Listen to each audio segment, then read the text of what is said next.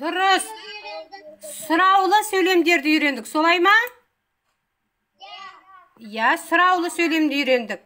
Сұраулы сөйлем дегеннің не екенін білдік, және не үйрендік тағы да? Я, дұрыс айтасыздар, бір-бірімізге сұрақ қойып, диалог құруды үйрендік.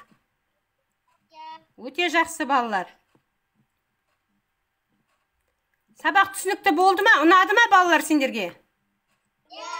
Олай болса, кәне барымыз бас бармақ әдісі бойынша кәне сабақты бағалау жіберейік.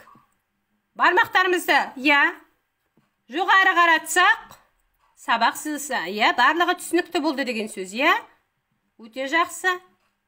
Барлығымызға сабақ түсінікті болды ма, балалар? Жарайсыңдар, өте жақсы. Маған да барлығың сабаққа қатысқандарың үшін сендерге көп-көп рахмет айтамын. Енді балалар үй тапсырмасын жазып алыңдар. Келесі сабағымызға қосыламыз. Сау болыңдар, кәне мектеп етуге кіреміз енді балалар, жарай ма?